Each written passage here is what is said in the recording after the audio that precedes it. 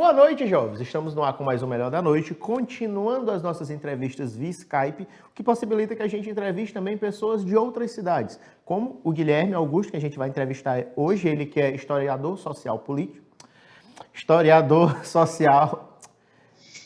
Eita! Cientista social, historiador. Não vai cortar não, porque eu errei mesmo, foi vacilo meu. Que na minha cabeça tava cientista político, tá vendo? Cientista social, historiador. Olha aí, foi. Boa noite, Guilherme.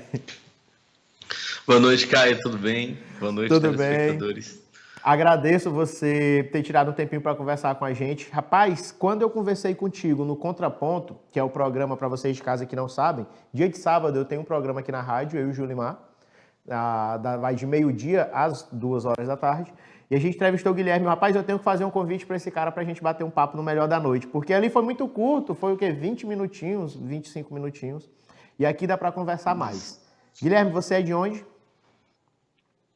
Naturalmente, eu sou nascido em São Paulo, né? Nasci em Araçatuba, uma cidadezinha lá do interior, bem próximo de Mato Grosso, bem próximo de Minas Gerais. Mas desde os 10, 12 anos eu moro em Santa Catarina, então eu me radiquei aqui no sul. Hoje eu resido em Blumenau, que é onde eu estudo, onde minha esposa trabalha, e trabalho em Brusque, que é uma cidade a uns 70 quilômetros de onde eu resido, como professor. É tipo aqui, então, Caxias, você morar em Caxias e trabalhar em Teresina. Já ouviu falar em Teresina, né? Capital do Piauí? Teresina, sim. É pertinho? 70 a 74 quilômetros daqui, bem pertinho daqui também. Do ladinho.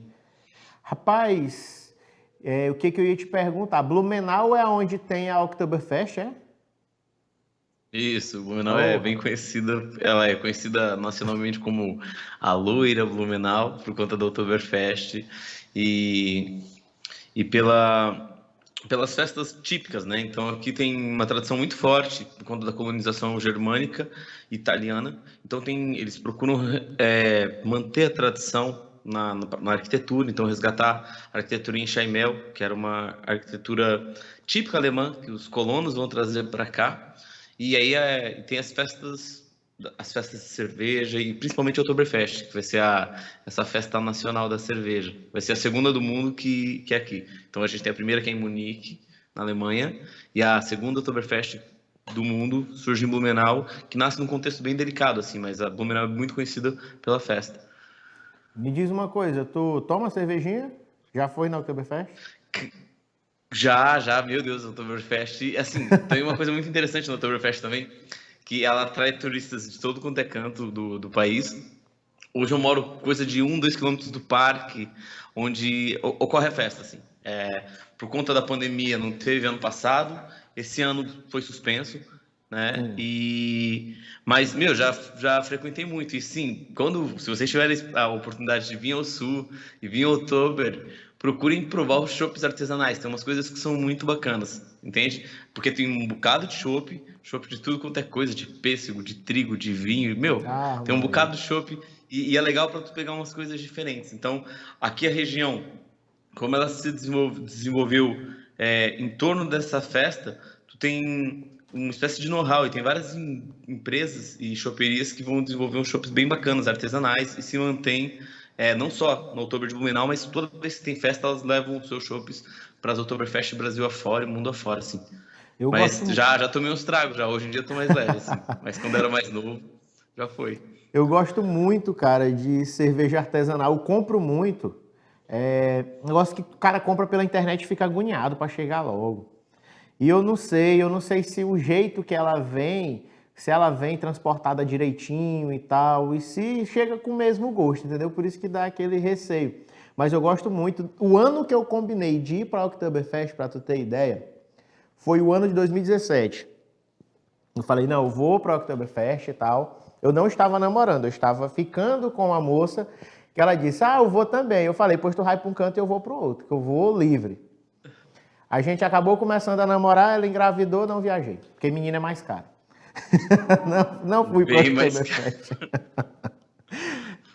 Tem filhos, Guilherme? Então, cara, tem uma menininha de 4 anos, a Maria Flor, que... Filhos é um barato, né? Filhos fazem... Ela nasceu em 2016. Filhos é um barato. Faz um bem danado. Eu acho que ajuda nós, adultos, a ver o mundo de outra forma. A forma como a gente se relaciona com o mundo, a forma como a gente vê os perigos do mundo e aquilo que os nossos pais falavam, toda aquela preocupação, aquele receio e medo, a gente vê isso evidenciado quando a gente tem filho. Fica tudo muito nítido, muito claro, sabe? Mas é muito bom. Filho dá trabalho, dá nada, e é pra vida toda. Meu orientador ele sempre fala, filho é bom, mas filho dura muito. E é uma Dura verdade, muito. filho é pra vida toda. Sabe, filho é bom e dura muito. E graças a Deus, que bom que dura muito. Sim. Mas é muito bom, apesar de toda a responsa que vem com o filho, sabe? Tu teve filho quantos anos? Eu tive filho, tô com 31, eu tive filho com 26. Eu acho que foi uma idade bacana, assim. Acho que foi uma idade legal. Eu tenho amigos meus que até hoje têm 30 e são solteiros e não tem filho nem nada. Mas eu acho que pra mim foi numa idade propícia, sabe? Foi numa idade, não foi planejado nem nada.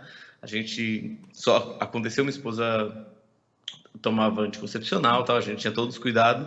E foi numa dessas brincadeiras de verão, ela foi tomar um antibiótico, isso aqui é um recado para as meninas e para os casais. Ela foi tomar um remédio porque ela tava com um pano branco. Eu falei, toma cetoconazol e boa, vai passar, né? Elas manchinham no corpo. E o cetoconazol corta o efeito do anticoncepcional, assim Mas, como o rapaz, Dorflex, assim como um monte de remédio. E aí a gente ganhou uma filha e uma dor de cabeça para toda a vida, assim. Porque filho, essas coisas, essa preocupação, sabe? já era casado? Já eram Já, casados? já. Isso. A gente tá junto desde 2000.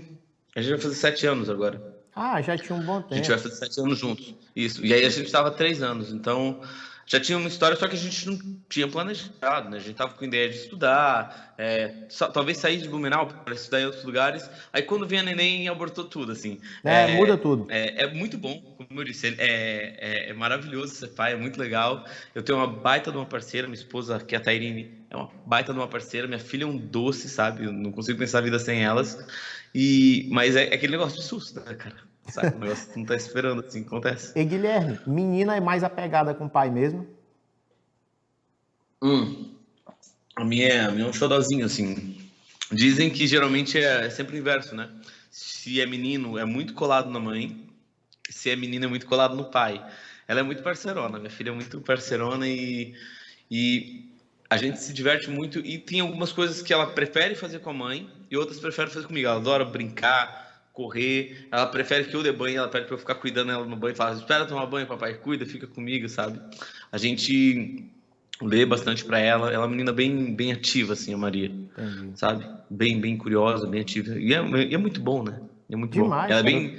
Ela é bem expansiva, assim, então é muito fácil de ver quando ela tá triste, quando ela tá juro, quando ela vai ficar doente, porque ela é bem espoletona, assim. Eu tenho um filho de 3 anos, o Cef, e ele, cara, não para quieto um minuto. Ele ficou uns tempos sem ir para a escola, que estava tudo suspenso. Ele voltou a ir essa semana.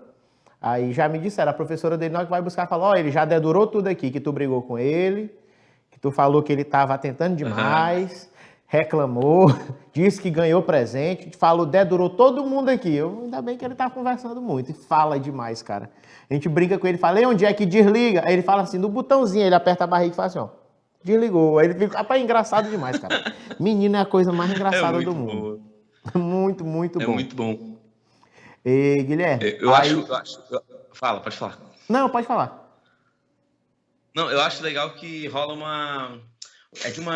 A inocência, saca? É uma ternura, é grátis, assim, sabe? A inocência e a forma como eles veem o mundo e a forma como eles permitem que a gente possa rever as coisas. Conceitos, valores, é uma doideira, é uma doideira. Era só para complementar mesmo, mas pode continuar, vai lá. Muda todo o teu pensamento. Coisas que você faria por impulso, você vai pensar muito mais antes de fazer. Não adianta, muda tudo. Isso sem dúvidas. Me diz uma coisa, você é formado em História. Qual é o seu curso? Eu sou, assim, eu me formei, eu sou professor, né? Tenho 2 licenciaturas. Então, eu tenho uma licenciatura em História, que eu concluí o curso em 2013. Tenho uma licenciatura em Ciências Sociais, que eu terminei em 2016. E aí, fiz uma especialização em 2015, em Política e Sociedade, que eu achava esse ambiente da política algo bem interessante. Demais. E as implicações e a relação que isso tem com a sociedade. E aí depois fui pro mestrado e tô no doutorado agora, sabe? Na FURB, aqui em Blumenau. Teu doutorado é em que área? Desenvolvimento regional. Ela envolve a área da geografia, a área da economia e a área da política, mas ela é uma área é, que tem contribuições de todos os campos, assim, é uma área em construção, uma área recente no campo da ciência, então iniciou ali por meados da segunda metade do século XX, né, como ciência regional, os caras estavam tentando entender como que regionalmente a gente explica os fenômenos no campo econômico, político, social, e aí o desenvolvimento regional ela pega uma vertente dentro dessa ciência regional, que vai surgir da metade do século XX para cá. Tem vários cursos ao longo do país e ele sempre está vinculado ao campo da demografia ou da economia e depende de como o programa de pós-graduação ele foca sua atenção. Mas é uma área bem massa, assim. Vocês estudam basicamente, não sei, eu posso estar errado, por isso que eu vou te perguntar agora. Exemplo, por que algumas áreas são mais desenvolvidas que a outras, se a região em si, ela afeta, né? Como a própria geografia do local afeta nisso, basicamente. Um exemplo, estados do Nordeste, infelizmente, um pouco mais atrasados que outros ou regiões do Nordeste, um pouco mais atrasados que regiões Sul e Sudeste e algo mais ou menos do tipo? Sim, mas para além, porque assim, tu tens. E aí tá, eu acho que o barato do desenvolvimento regional ele te permite, leva como base a questão territorial, tem como base a questão econômica, a questão cultural, e ele permite tu criar novos recortes. Esse recorte pode ser temporal, e esse recorte também pode ser geográfico, pode ser político. Por exemplo, a gente pode estudar a gastronomia de uma determinada região ou território no período, num determinado período. Então, tu consegue delimitar um recorte temporal, um recorte geográfico e um recorte econômico e vice-versa. E mais, a ideia pelo menos a ideia do desenvolvimento que a gente tem ali no programa daqui da FURB, do desenvolvimento regional, é que o desenvolvimento, geralmente a gente vincula ele à economia. E desenvolvimento, a economia é um campo do desenvolvimento, a gente tem vários outros, né? Então, desenvolvimento na questão ambiental, desenvolvimento na questão de qualidade de vida, na questão da forma como os indivíduos de uma determinada sociedade percebem sua vida nessa determinada comunidade, sociedade. Então, ela foge daquela visão economicista, que tendo dinheiro está tudo certo, que não. A gente vai ver países desenvolvidos no ponto de vista econômico que tem inúmeras contradições. Tem desigualdade. A gente fala, Estados Unidos é rico. Mas lá tem pobreza, lá tem miséria também. Não precisa ir muito longe para constatar isso, sabe? E o desenvolvimento regional é isso. É muito legal que, como eu disse, ele é bem abrangente. E aí, eu já estudei com pessoas da gastronomia, que vai fazer um recorte geográfico na questão da culinária. Eu já estudei com gente da psicologia, da arquitetura, da engenharia, que vão tentar olhar a cidade, como que essa cidade se desenvolve. Essa cidade foi feita para ser funcional ou essa cidade serve para atender um determinado grupo, um determinado público? E eu acho que é isso. O desenvolvimento regional ele permite tu pensar de maneira multidisciplinar, porque tem muitas áreas, várias questões, que não é só do ponto de vista econômico. A questão da religião, a questão da tradição. A gente tem uma professora que se aposentou recentemente, que ela estuda gastronomia.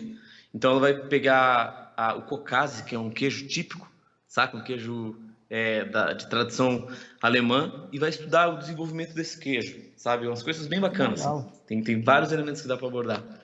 Olha, uma das coisas interessantes que tu citou aí, essa questão, que tu falou até a parte de arquitetura, que eu conversei com 2 arquitetos no tempo desse, um deles até escreveu um livro aqui sobre as ruas de Caxias, histórias dos nomes das ruas daqui de Caxias, bem interessante, o Ezequiel Neto, e a gente estava conversando sobre como a cidade se desenvolveu, ou melhor, não se preparou para desenvolver do tanto de veículos que a cidade tem, e um problema que parece uma coisa simples, afetou tudo dentro da cidade.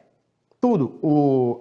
A cidade cresceu desordenadamente, não estava preparado para isso, e as ruas da cidade, o trânsito da cidade não estava preparado. Basicamente isso entraria nesse teus estudos aí também, né? Porque isso não afeta só a questão do trânsito, afeta muitas outras coisas na cidade. Totalmente. Assim, o Guilherme, né? Eu estou num grupo que se chama Núcleo de Estudo da Tecnociência, né? Que é meu grupo de pesquisa. E aí lá a gente tem dois professores que são sociólogos que orientam o grupo.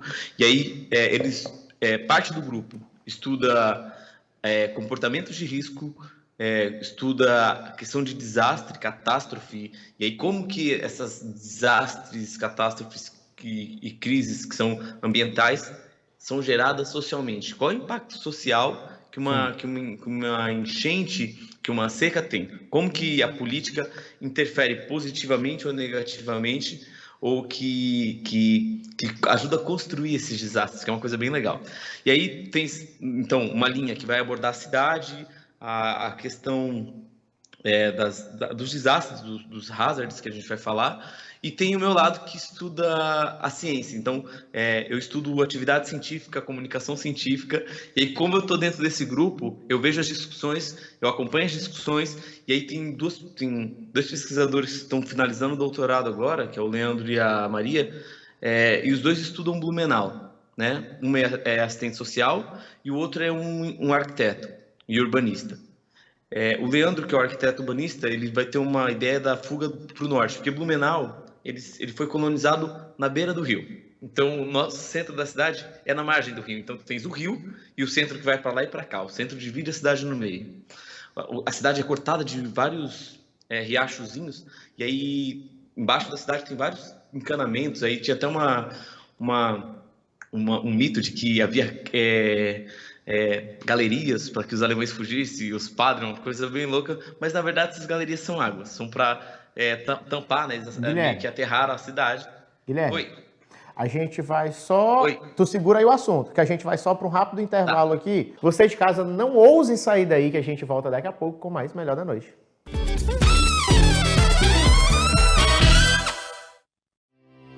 A Ótica Moura é a ótica mais completa da cidade. Óculos que vão realçar a sua beleza. As melhores marcas em lentes e armações você encontra aqui. Atendimento personalizado. Você pode parcelar seus óculos no crediário próprio ou em até 10 vezes em todos os cartões. Facilitamos seu exame de vista. Localizada na rua Senador Clodomir Cardoso, número 1637, no Cangalheiro.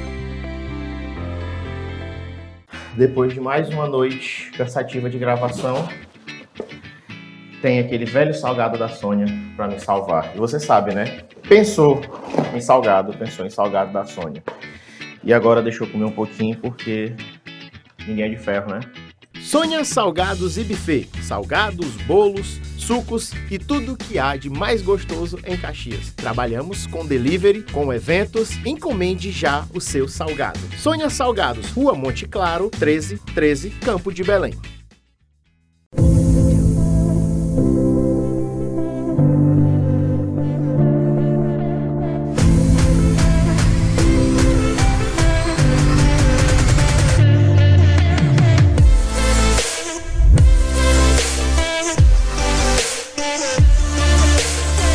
Venha conhecer os melhores imóveis de Caxias. Eu sou Bastos Neto, corretor da imobiliária Novo Lar. Quer ter a melhor experiência de conexão? Vem pra Atual Internet. Internet 100% fibra ótica. A melhor estrutura de redes, com equipamentos modernos e suporte super especializado. Para se conectar com as pessoas que você ama, se divertir com o YouTube e muito mais. Atendimento de qualidade e velocidade é a nossa marca. Assine agora. Planos de até 500 megas. Seja Atual. Ligue grátis. 0800 305 3000 ou chame em nosso WhatsApp 98861-6761. Exames médicos dos mais simples aos mais complexos, você encontra aqui. Clínica Med Center Multi. Estrutura das grandes capitais aqui, pertinho de você. Se você precisar, já sabe onde encontrar. Exames de qualidade com preços acessíveis. Estacionamento amplo e próprio para clientes. Clínica Med Center Multi. Travessa São Benedito, 665, Centro, Caxias, Maranhão. Assim como eu, você é apaixonado por música? Conheça a A3 Sonorização, especializada em venda e manutenção de instrumentos musicais, equipamentos em geral, aluguel de som, iluminação e grid. Venha até a A3 Sonorização, fale com meu amigo Terceiro, que com certeza você terá um excelente atendimento.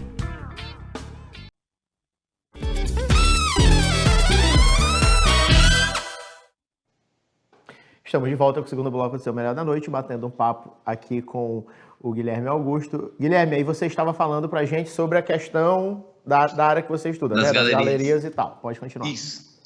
Então, o Leandro, que é esse doutorando que está concluindo o curso agora, ele vai falar do processo de desenvolvimento de Blumenau, muito parecido com o que você falou de Caxias, que foi uma cidade que não foi pensada para longo prazo, foi pensada para curto prazo e a galera está sofrendo problema com o trânsito.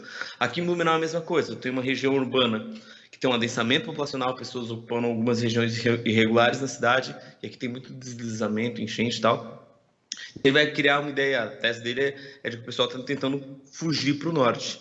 E aí ele analisa os planos diretores ao longo do tempo para dizer, Blumenau não pensou no futuro. Blumenau pensou a curto prazo e construiu a coisa meio aos montes. E aí a Roseli, que é uma outra pesquisadora que na dissertação dela vai estudar a questão o texto dela é muito legal, em Blumenau tudo é risco, falando das áreas de risco, da ocupação irregular e como a desigualdade força com que pessoas ocupem regiões que são inabitáveis.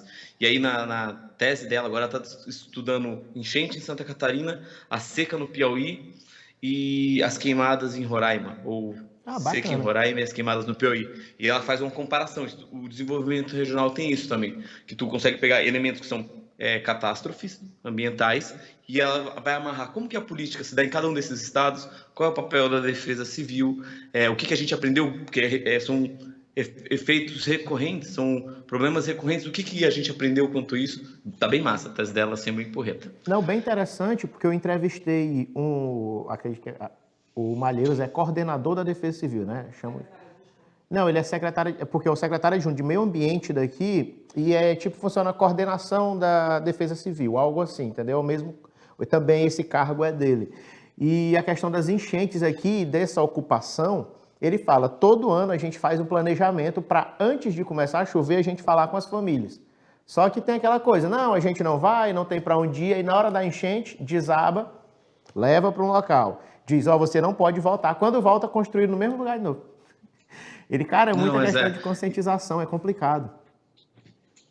E aí, assim, passa por questões muito mais delicadas que, é questão de política pública. Então tem que conscientizar, eu acho que sim, mas, beleza, esse povo precisa morar. Como que a sociedade civil vai organizar para esse povo morar? Porque senão, enquanto não tiver condições, enquanto tiver especulação imobiliária, o povo vai ocupar onde tem que ocupar. Consegue entender? O que é muito trágico também. E aí falta uma espécie de até reflexão sobre o perigo, entende? O cara mora do lado de uma encosta, aquilo pode cair, ele perder a vida, a casa, tudo que ele construiu, sabe?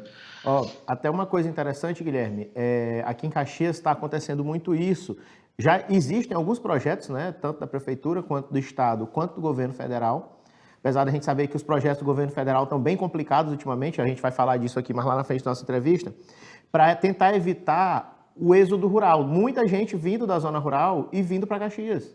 Então está lotando a cidade, não tem onde morar e estão ocupando alguns lugares. Tanto que agora tem um projeto do município que é a da regularização fundiária, onde eles estão pegando lugares que foram invasões, estão regularizando e fazendo a doação da terra para a família, para as famílias que estão lá.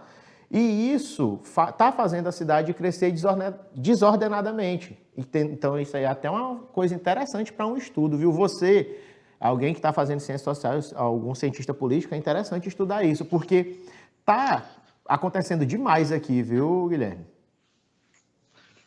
Mas então, eu não sei como que é o cenário aí em Caxias, porque tu deve ter outras especificidades, eu não sei se é uma cidade de indústria, uma cidade de serviço, e o entorno, como é que está a situação que sai da galera do interior, o que está motivando esse povo a migrar para a cidade, sabe? Mas eu acredito que, assim, pessoas da área do urbanismo, cientistas sociais, economistas, principalmente quem reside no Maranhão, né, porque tu tens as federais, isso é um movimento que possivelmente os intelectuais daí e a academia daí deve estar problematizando e discutindo. E outra, é um negócio que a gente começa como tu vive em Caxias, fica muito claro para ti, entende? Mas talvez a galera vai começar a sentir os efeitos disso daqui a alguns anos. Tu vai dizer, lembra? Quando há 10 anos atrás essa galera chegava, olha o que Já aconteceu, estão. olha como a Já cidade estão. se modificou, sabe? Infelizmente já estão, porque querendo ou não, quando vem muita gente para cá, não tem aquela coisa, né? Aparece que não tem oportunidade para todo mundo. Isso fez com que crescesse até a questão da criminalidade dentro da cidade. Infelizmente isso afetou muita coisa.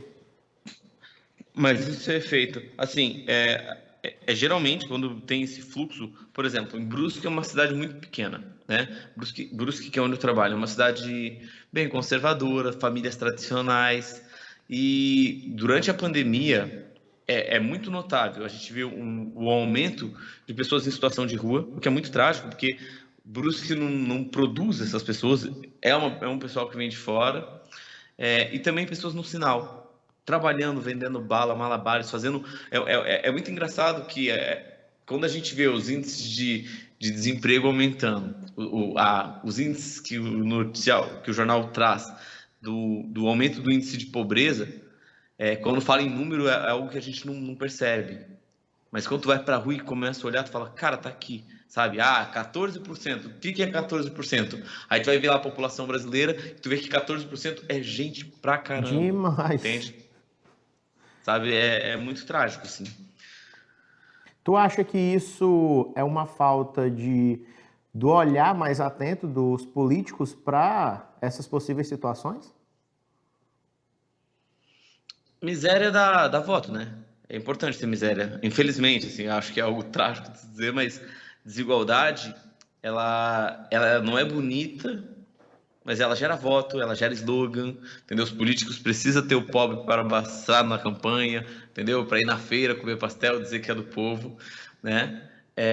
Mas eu acho que é algo muito mais... A gente adora achar culpado e dar nome aos bois, assim, mas é algo que eu acho que está para além só da classe política. Sim, eu acho que a classe política tem na mão ferramentas fantásticas para mudar ou para perpetuar a desigualdade, né? Podem aprovar leis, destinar verbas, porque é interessante. E aí tem outra questão: o que é interessante para uma classe política, para um grupo político, pode ser diferente para outro, e aí a gente vai ter um conflito de interesses, de ideias.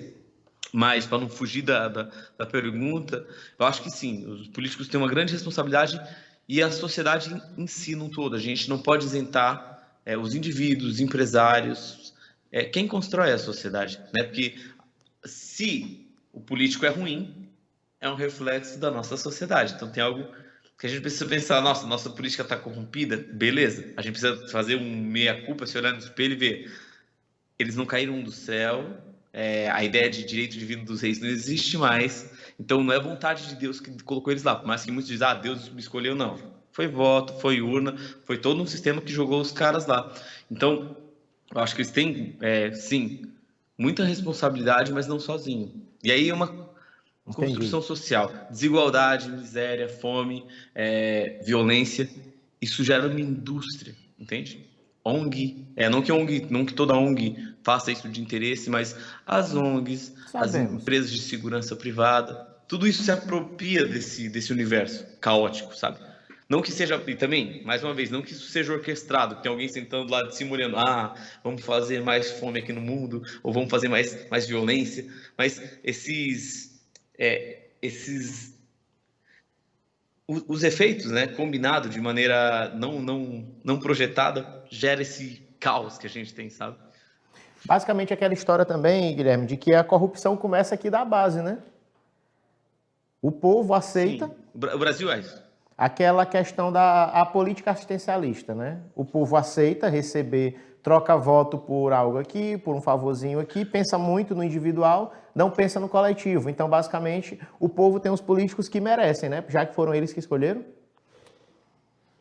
Sim, mas aí tu tens toda uma questão também de educação política, porque a gente tem questões muito, muito delicadas, que é ensinar a galera a votar, mas mais do que isso, falta comida na mesa de muita gente, falta pão, e aí na hora do desespero, meu velho, tu não vai estar, tu tem questões mais tangíveis, assim, mais essenciais, e aí, Enquanto tem gente discutindo, por exemplo, gente que está discutindo ideologia porque tem um alimento em casa, cama, roupa lavada, tudo mais, tem gente que não tem onde comer. E aí, se o cara vier R$5 para tu fazer outra coisa, vai fazer feliz, porque é 5 pila.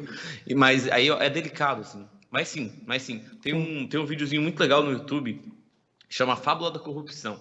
A ideia de que achar que a corrupção começa lá, que a corrupção está longe, entende? A corrupção está muito próxima, a corrupção está do nosso lado o tempo todo. Quando a gente faz vista grossa, quando a gente fura fila, quando a gente é desonesto, quando a gente não devolve troco, aí que começa a corrupção, entende? Então, aquele político que mais tarde, ou aquele empresário que vai desviar dinheiro, ele é um reflexo em uma escala maior, imediatizada, de mim, de você, de qualquer pessoa que quebra a regra para se beneficiar. Sabe, daquela lei de Gerson, fazer de tudo para se beneficiar a qualquer custo? Mais ou menos esse esquema, assim.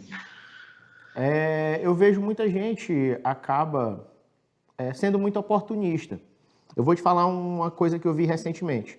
Quando essa entrevista for ao ar, vão me xingar, eu não estou nem aí. Vamos lá. Seguinte, teve a vacinação, está tendo a vacinação atual dos professores. No momento, hoje, que eu estou falando com você, a vacinação está dos professores de 50 anos. Já chegou aí? Chegou. Os profissionais de educação com 50 anos estão sendo vacinados.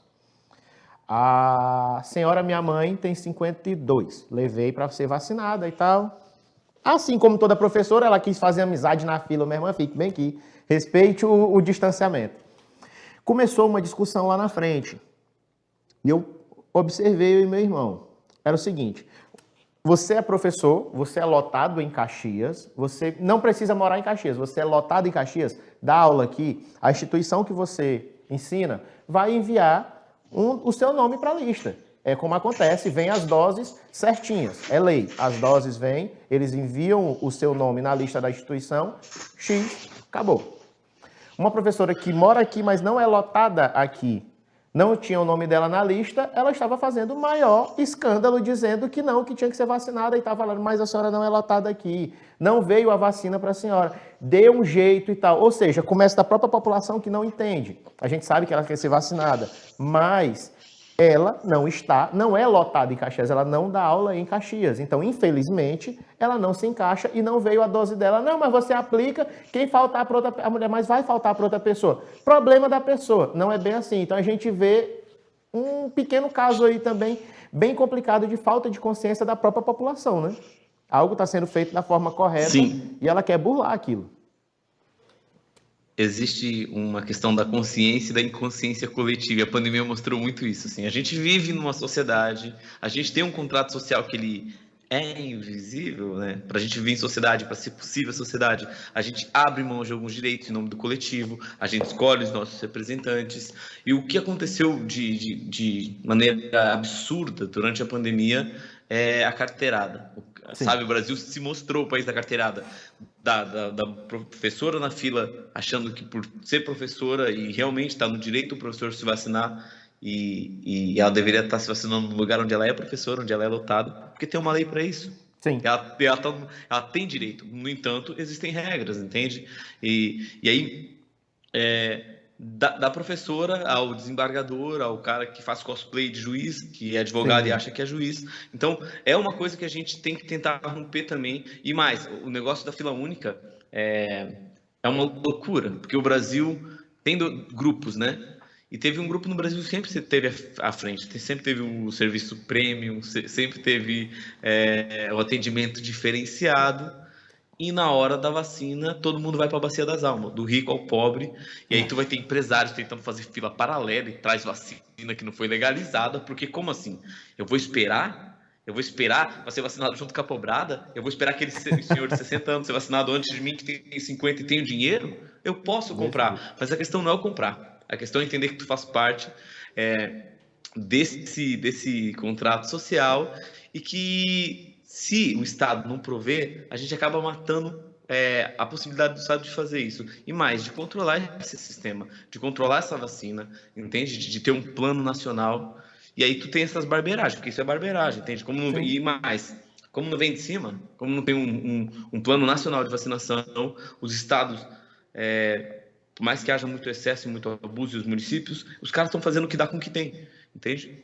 Então, é muito delicado tudo, assim. Mas a pandemia mostrou que, assim, ao mesmo tempo que tu vê coisas muito interessantes, muito legais, iniciativas muito bacanas, tu pensa, aborta porque a humanidade, sabe, não deu certo, entende? No começo da pandemia, Guilherme, eu vi um cara fazendo vídeo dizendo, olha, a pandemia é a nossa chance de mostrar o que há de melhor em nós. O que há de melhor na gente. Eu não vi isso aí não, cara.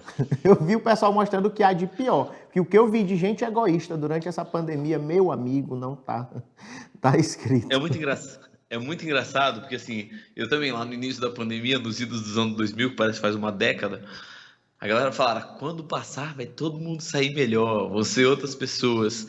Eu não acho que a pandemia faz santo, entende? A ideia acho que a pandemia vai sair e vai fazer um monte de santo e santa. Não, gente, a gente vai continuar sendo egoísta, a gente vai continuar sendo cruel, desigual, sabe, indiferente com o alheio. E mais, o pior de tudo a gente está tendo mortes catastróficas, crise no sistema de caixão, entendeu? O único setor que não parou de trabalhar e trabalhou forte foi funerária. Ali o serviço tá bombando, entende? E a gente tá achando normal isso. A gente, sabe, morrendo 3, 4 mil pessoas e a gente se torna indiferente. Sabe? A gente não tá tendo nem a chance de ter o luto. E o luto serve para cair a ficha. Tipo, poxa, perdi alguém. E o Brasil tá perdendo a chance do luto. Vai demorar pra gente falar, poxa, vai olhar para trás. Cara, são 300 mil habitantes mortos, né?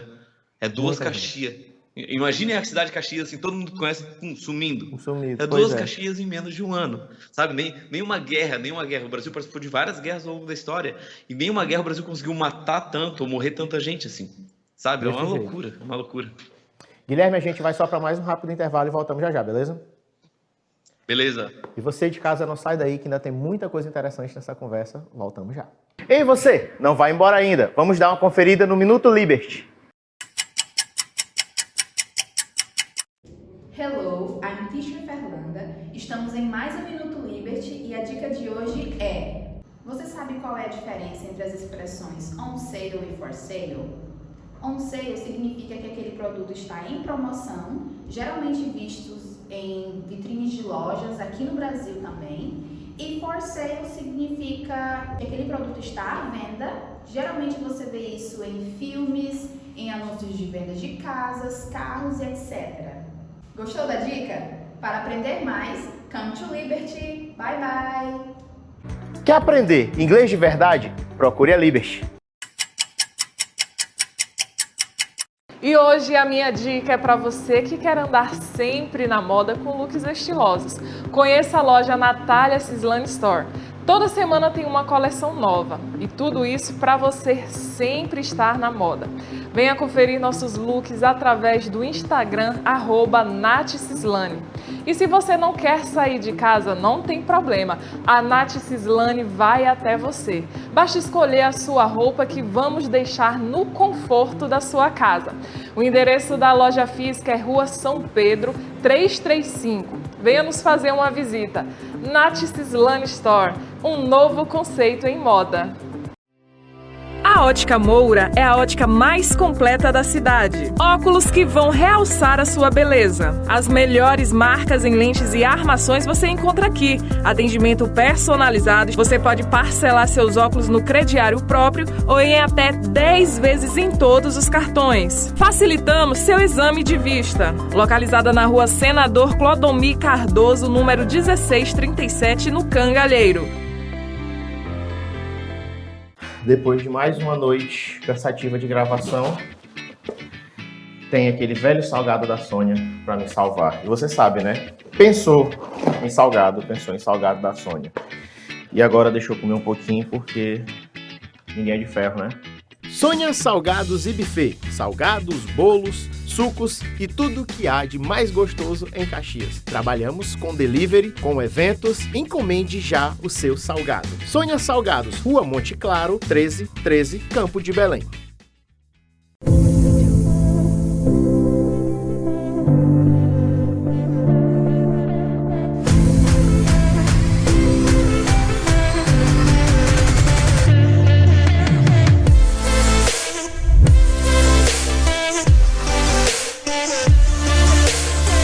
Venha conhecer os melhores imóveis de Caxias. Eu sou Bastos Neto, corretor da imobiliária Novo Lar. Quer ter a melhor experiência de conexão? Vem pra Atual Internet. Internet 100% fibra ótica. A melhor estrutura de redes, com equipamentos modernos e suporte super especializado. Para se conectar com as pessoas que você ama, se divertir com o YouTube e muito mais. Atendimento de qualidade e velocidade é a nossa marca. Assine agora. Planos de até 500 megas. Seja Atual. Ligue grátis. 0800 305 3000 ou chame em nosso WhatsApp 98861-6761. Exames médicos dos mais simples aos mais complexos, você encontra aqui. Clínica Med Center Multi. Estrutura das grandes capitais aqui, pertinho de você. Se você precisar, já sabe onde encontrar. Exames de qualidade com preços acessíveis. Estacionamento amplo e próprio para clientes. Clínica Med Center Multi. Travessa São Benedito, 665, Centro, Caxias, Maranhão. Assim como eu, você é apaixonado por música? Conheça a A3 Sonorização, especializada em venda e manutenção de instrumentos musicais, equipamentos em geral, aluguel de som, iluminação e grid. Venha até a A3 Sonorização, fale com meu amigo Terceiro, que com certeza você terá um excelente atendimento.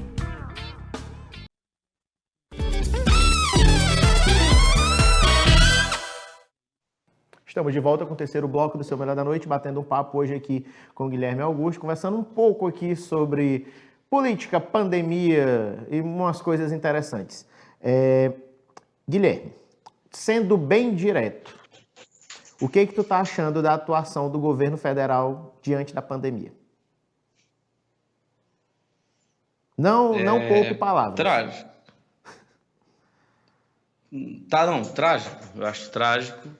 E o pior, né? Tu tens uma... Não é só o governo, a gente tem um grupo dentro da sociedade brasileira que apoia, que é indiferente com a situação, que em vez de ajudar a gente a passar desse problema, né, superar esse problema de uma forma coesa, unida, unir o Brasil, que essa é uma hora que o Brasil tinha que estar unido, ajuda a segregar, ajuda a separar, ajuda a desinformar, ajuda a matar. Então, quando pessoas vão contra protocolos internacionalmente estabelecidos, quando as pessoas se colocam contra e o governo faz propaganda contra a vacina, faz propaganda ou debocha, descaso, da quantidade de morte que a gente tem uma situação muito para além da política, né? Os analistas políticos gostam de analisar a política. O que a gente tem é algo muito para lá da política, deixou de ser política faz tempo. A gente tem um projeto de desfragmentação do Estado, das pessoas, sabe? A destruição do espaço político, porque a política para existir precisa de um espaço. E eu não vejo nesse governo uma proposta de Estado político, mas isso era uma tragédia anunciada, né? Eu, como pessoa que se preocupa e interessa pelo estudo da política e tal, eu me dei o trabalho de ler plano político, daqueles que eu iria votar e daqueles que eu também não iria, que eu queria realmente ver. Será que aquilo que a pessoa fala na TV é o que ela escreve no projeto dela? É o que ela acredita? Ou ela pagou para algum marqueteiro fazer um projeto bonito e vai lá e fala um monte de groselha na TV? Sabe? Eu me dei o trabalho de ler os projetos políticos e ali não tinha nada naquele projeto, sabe?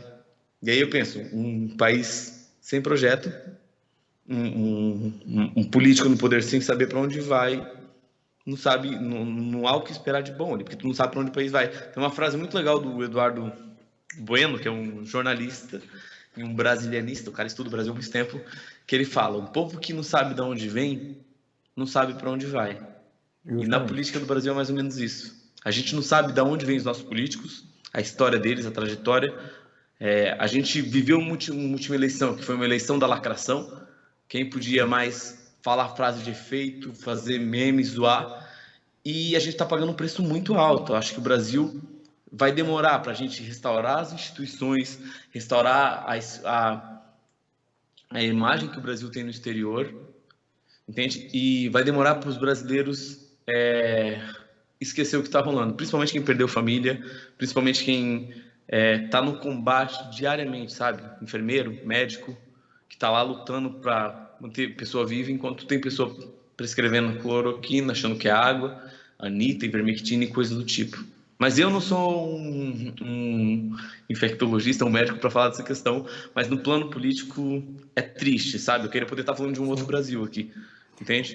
Eu conheci pessoas da área da saúde que falavam, rapaz, cloroquina, não sei o quê, cloroquina, não sei o quê. Aí eu conheço um específico, ficou doente, quase morre porque se aplicou, se automedicou com cloroquina, coração acelerou, quase morre depois. Rapaz, eu acho que eu errei. Pois é, você quase ia perdendo a vida pela sua irresponsabilidade. Agora imagina quantas vidas você não tirou, porque pessoas viam que você era da área de saúde. Você falou e pessoas fizeram a mesma coisa. Olha o tanto de mortes que você causou. Inclusive, essa pessoa está até sem falar comigo porque disse que eu estou chamando ele de assassino. E chamei mesmo. Sinto muito. Mas eu conheço pessoas que morreram por causa de cloroquina. Não, foi ver o que tinha passado. Cloroquina. O coração acelerou... Morreu. Tem um médico que, eu não sei se é médico ou senador, eu estava ouvindo podcast hoje, eu escuto muito podcast, eu acho podcast um mecanismo legal, assim. E aí eu estava ouvindo podcast hoje em que o senador, na data do dia 21 de abril, provocou o Supremo para responsabilizar o Conselho Federal de Medicina, porque os médicos têm autonomia para prescrever, essa é uma relação médico e paciente, só que não tem nenhum vestígio, nenhum estudo que comprove que cloroquina funciona, pelo contrário. E aí, isso, segundo esse médico e esse processo, isso não é considerado licença para prescrever remédio, mas é considerado erro médico. Porque se tu não tem nenhuma comprovação e ainda assim tu insiste em aplicar um remédio que não tem comprovação, tu está incorrendo em erro. Então, é uma forma de provocar o Conselho Federal para se posicionar, porque erro médico dá crime. Tem vários casos de médicos que cometeram erro ou fizeram um tratamento suspeito e perderam a licença. Talvez dessa forma, os médicos que agem de maneira política, porque isso é uma ação política, né? E é muito turvo, porque de um lado tem um técnico em saúde e do outro lado tem esse técnico de forma de ver o mundo, de forma como ele acha que o Brasil deveria estar, ou o tratamento que ele acha correto, que ele acredita. Essas coisas se fundem, entende? O problema é que esse médico, com suas convicções, certezas e razões, está cuidando da vida de outro. Então, ao mesmo tempo que ele pode salvar, o que eu acho muito difícil sem comprovação, ele está induzindo as pessoas à morte. Aí a gente tem casos de médicas que prescreveram cloroquina para nebulização e a pessoa vê a óbito, os rins tendo falência hepática, entende? E o pior, isso tudo está sendo chancelado e vem de cima para baixo. Em vez da gente ter uma campanha, por exemplo, a gripe do H1N1 em 2013, em vez da gente ter uma campanha que fortalece, vai lá, toma vacina, é importante, sabe? A tua ação de tomar uma vacina salva o outro que está ao seu lado e evita com que esse vírus transite. Não. Agora, depois de um ano, é feita uma reunião entre os representantes da classe política, entre o Supremo, que não tinha nem que estar nessa reunião, porque o Supremo é uma outra instância de poder, mas tudo bem. Pois é. Tem uma reunião, saca? Parece que os caras estavam dormindo, assim, um ano, velho. E aí, pessoa morrendo, o Pazuello, o ministério, com 14 mil mortes, entrega o ministério com 300 mil mortes e tá tudo ok, sabe? Pior. É muito trágico, assim, é muito trágico. Tu acha que essa briga que está entre o Supremo e o governo federal atrapalha ainda mais as medidas que o governo poderia estar tomando por causa da pandemia e da economia também, que está uma crise complicada? Tu acha que eles estão perdendo muito tempo brigando entre si? Então, o estado ideal, né, entre os três poderes seria que toda vez que alguém derrapasse, o outro pegasse. Então, eu acredito que o Supremo demorou para se manifestar, só que a gente tem uma coisa muito delicada na justiça brasileira, é que os nossos ministros, eles têm uma vinculação muito forte no campo político. E aí toda decisão que um ministro dá será que essa decisão foi política ou essa decisão foi técnica? Por que estão pautando só agora impeachment? Por que estão pautando só agora tal processo? Tu consegue entender? Então, e mais, quando os ministros se propõem aí numa discussão que é do Executivo e do Legislativo para fazer, dizendo, olha, se vocês fizerem alguma coisa, a gente vai fazer vista grossa, deixe que seja algo bom, a gente está encavalando todos os poderes, entende? E aí abre margem para isso. Assim, será que é bom o Supremo fazer o papel dele ou será que é ruim? Porque é o papel dele. Se tem coisa errada, e mais, eu acho que a gente demorou, né? O Supremo demorou para se posicionar sobre muitas coisas. Enquanto isso falta de oxigênio no Amazonas, entende? Falta vala, galera sendo enterrada em vala comum. E a gente não está falando de um país pobre, sabe, Caio? É a 12ª economia do mundo. A gente caiu um pouco, caiu. Mas o Brasil pode ser muitas coisas. O Brasil não é pobre. O problema é aonde está destinado, para onde vai esse dinheiro e qual é o interesse da classe política. Quem que ela quer atender? Quer atender o povo ou quer atender um grupo de empresários, um grupo que tem um lobby forte, sabe? Mas eu acho que o Supremo faz o papel dele. O problema é que o Supremo, durante muito tempo, flertou com o ambiente político, flertou com a política e com os partidos, e aí toda decisão a galera olha com caráter de é para beneficiar, é para punir, como se não fosse uma aberração eles julgar, questionar, que é o papel deles quando são provocados. Eu até conversei contigo no contraponto, porque eu falei assim, o posicionamento do governador, nosso governador do Maranhão, agora, depois de muita pressão, não, ele pressionou para que os professores fossem vacinados, até agradeço bastante por isso que minha mãe, né, conseguiu se vacinar, minhas tias e tudo mais, muita gente que eu conheço, mas ele estava muito preocupado em birrar com o Bolsonaro, que teve até uma época que, eu acho que eu não sei, teve um dos secretários dele que me enfrentou aí no Twitter, porque aqui eu conheci alguns secretários e tal, ele veio zangado no Twitter para cima, porque eu falei, cara, a gente tem um governador, tem um menino birrento, porque ele estava muito preocupado em atacar o Bolsonaro. O Estado não está uma maravilha, o Maranhão não tem essas maravilhas para esse cara parar e reclamar a nível federal, mesmo porque na época ele estava em plena pré-campanha antecipada para tentar ser candidato a presidente. Eu acho que agora ele abandonou essa ideia. Mas ele estava birrando com o Bolsonaro o tempo todo. Eu falei, cara, o Maranhão não tá. Bora rejeitar o Maranhão, depois você olha para o país como um todo. Mas não bora ajeitar o Maranhão, porque temos vários problemas aqui que, infelizmente, parece que ele faz vista grossa. Então, parece agora mudou mais um pouco, que ele está se encaminhando mesmo para mudar o estado que ele governa, aí já vai completar 8 anos. Então, é chato ver essa briga política no lugar de se unir para fazer um bem para a população. E, infelizmente, é o que a gente mais vê, né, Guilherme? Os políticos brigando e deixando a população de lado. Essa discussão e esses atritos políticos é o normal da política. O problema é que a gente está vivendo um período excepcional e faltou a classe política ter um pouco de sensibilidade. Eu acho que, assim, precisamos apontar os nomes, tem uma CPI que é um processo legal para investigar, deixa rolar, só que a gente não pode deixar de olhar para o chão, sabe? De olhar para o mundo ao redor. E mais, a gente está falando de político, né? São grupos políticos distintos brigando por narrativas, tentando acusar os erros dos outros e apontar os erros dos outros grupos e da oposição. Mas todo mundo tem telha de vidro. Pois entende? é. Todo mundo tem telha de vidro. Aí, assim, para atacar, enche a mão de pedra. Aí, na hora que ataco, não, mas eu sou diferente. E aí, geralmente, joga no canto, né? Então, se tu é oposição, tu defende tal coisa, quando não necessariamente. Entende? O cara pode criticar o governo e nem por isso ser bolsonarista, ou criticar o governo e nem por isso ser comunista, petista ou coisa do tipo. Entende? Mas aí eles tentam te encaixar, porque é mais fácil para atacar. Porque o ataque contra o inimigo político vale tudo. Se ele é tal coisa, então ali eu posso descer a lenha, sabe? E não é por aí, eu acho, não é por aí. Tu acha que um dos maiores problemas, principalmente que está atrapalhando a discussão política, que deveria estar sendo realmente debatido entre até a população, são os extremos? Muitos extremistas batendo um contra os outros? Então, eu não sei nem se são muitos, mas são barulhentos.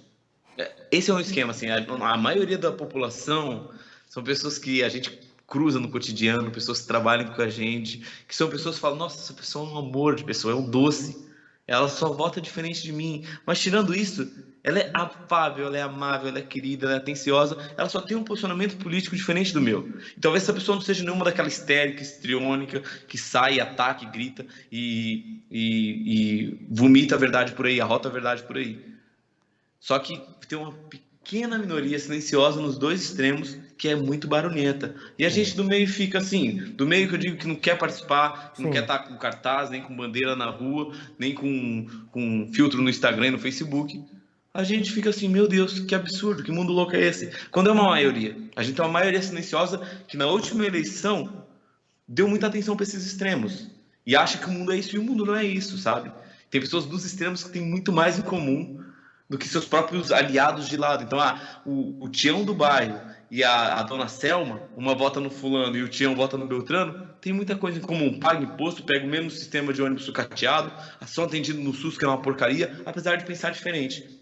Então, eu acho que a gente tem uma maioria que está silenciada e que eu acredito que nessa eleição, e a eleição à prefeitura mostrou isso, sabe? A galera quer um pouco mais de normalidade, fala, chega dessa política de ódio, violenta, agressiva. A gente quer algo normal, a gente quer a política como ela é. A gente tem opositor político e não inimigo, não um rival, não alguém com alvo nas costas. Porque essa política é danosa, ela é ruim. É uma das coisas que geralmente eu falo no programa que a gente entrevistou, que foi o Contraponto, porque lá é algo mais político. Então eu sempre falo, gente, não é hora de ficar oposição querendo bater em situação querendo responder a oposição. Eu acho que é hora de se juntar, porque aqui em Caxias tem essa confusão ainda, oposição ataca. Eles atacam tanto que um dia desse eles atacaram sem se tocar, porque a oposição daqui é do lado do governador Flávio Dino. Eles atacaram um projeto do governador sem se tocar que era um projeto do governador. Aí depois, para desfazer essa situação, ou seja, viram que foi coisa plantada, coisas que eles querem criar casos em cima. Aí quando viram que foi do governador e quiseram fazer vídeo bonitinho, mudar. Eu acho isso ridículo. Apesar de ter meu lado político aqui em Caxias, eu não deixo que isso tire a minha razão. Não defendo o indefensável, falo aonde eu posso falar e deixo lá o pau quebrar entre eles. Porque aquela coisa, hoje, adversários políticos. Amanhã, possíveis uniões podem acontecer e sair um junto com o outro, se for conveniente, né? E tem outra questão, aquele negócio, a gente não tem inimigo político. A política é esse espetáculo de permitir que pessoas diferentes dialoguem. Talvez tu tenha uma posição diferente sobre determinado projeto de lei, que em outro você e seu rival de bancada de partido vão falar, isso aqui é importante para Caxias, vamos embora. Isso é a política. O que não é política é o que tá rolando, assim. O cara olhou, o cara pensou, calma, sabe? E outra, se a gente não banalizar as instituições, a gente tem instituições para isso. Então um prefeito, um vereador, um governador, o presidente fez algo de errado? Tem uma instância, abre CPI, vai lá na Câmara, a Câmara está lá para isso, cobre os seus políticos. A população tem que fazer essa pressão. Agora, gritar em Facebook, lacrar em Instagram, lacrar em rede social, isso não muda a coisa. Porque não é ali, por mais que tenha uma pressão, faça uma pressão, gera ruído, não é ali que a coisa é feita. A coisa é feita na Câmara, entendeu? E muitas vezes o que os políticos fazem atrás dos holofotes não chega para o público. Então, na frente das câmeras, ligou a câmera, estão todo mundo se matando, fechou as câmeras, estão sentados, bebendo, conversando, trocando ideia com seus colegas. Desse jeito. Sabe? É isso que o povo tem que entender. E Guilherme, infelizmente nosso tempo acabou, gostaria de te agradecer e deixar aqui um convite para um futuro bate-papo. Viu? Tô aberto e é só pedir para a produção entrar em contato, vai ser um prazer novamente. Foi muito bom estar aqui contigo. Talvez se no futuro próximo o Brasil estiver um pouco mais calmo e melhor, a gente possa falar de uma maneira mais positiva, mas vai ser legal, vai ser bacana. Vamos torcer. Muito obrigado para isso. Mesmo. Então, muito obrigado aí por tirar um pouquinho do seu tempo para conversar com a gente. Foi uma conversa muito rica em informações e tal. E eu gosto disso, o diálogo. Muito obrigado, viu, Guilherme? Boa noite. Valeu, Caio. Abraço. Falou, pessoal. E a você de casa, uma excelente noite e até a próxima.